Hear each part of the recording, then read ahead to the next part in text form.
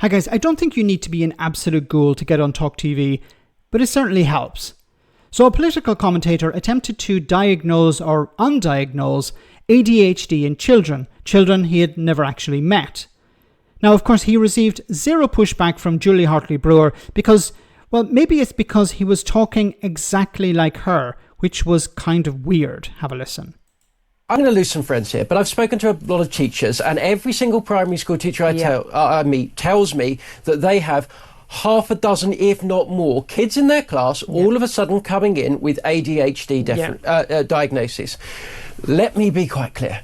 If your little Eddie goes into class, cannot concentrate, pulls the hair of the girl in front of him, throws things around, kicks off when his teacher asks him to read and write and do his basic stuff, the chances are it is not due to a medical condition. Yeah. It is due to the fact that you sit there at home with him on his screens all day long with flashing lights and all the rest of it coming along. It is due to the fact that you feed him sugar and sweets and everything you are told not to. And it is due to the fact that he isn't getting enough exercise. You aren't putting him down to bed at a time.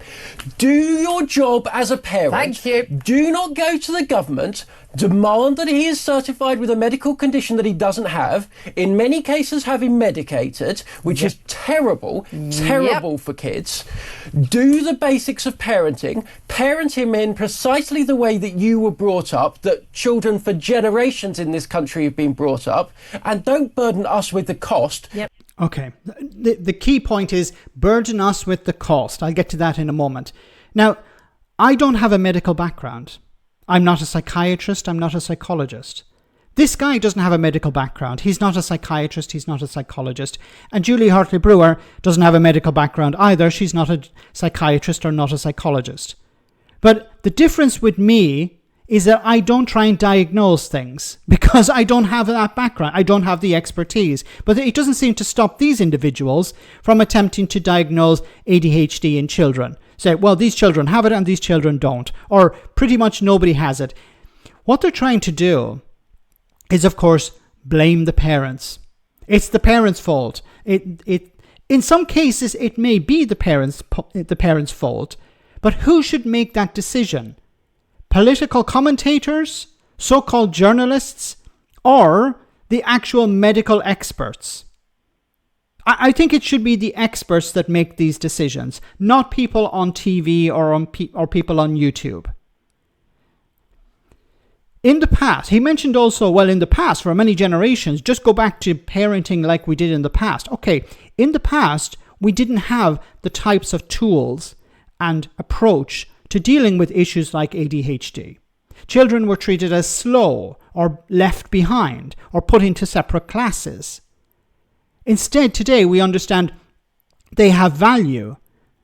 They learn in a different way. We have to encourage that. We have to allow them to flourish, but in a different way than in the past, or in a different way to other students. That's important. You know, we don't leave people behind like in the past. And this idea, well, we just go back to the past, but that's not going to help the children of today.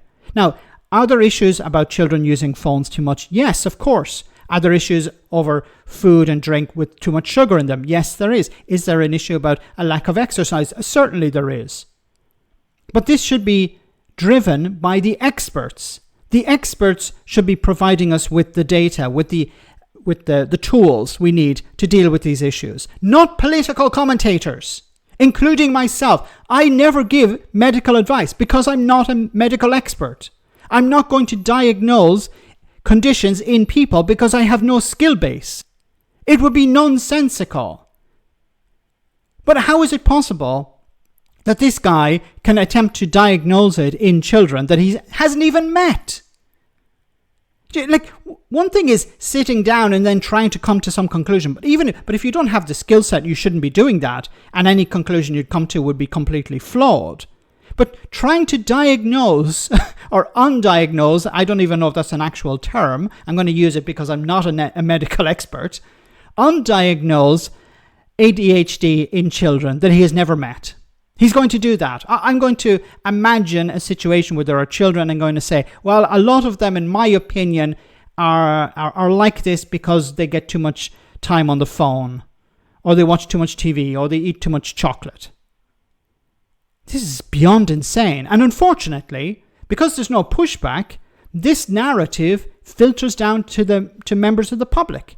If you're watching this day in, day out, all you're going to see is bad parenting, bad parenting, bad parenting. And you're going to believe that's the reason why children have all these problems. Now, is there a case of bad parenting? Of course there is. But we have to leave it up to the experts to diagnose whether it's bad parenting or a mental health issue. People ask me, why do you respond to this stuff? Because I think it's necessary. Because once again, if nobody responds, I think, unfortunately, many people are going to believe that this is the way to approach mental health issues. Cut people off.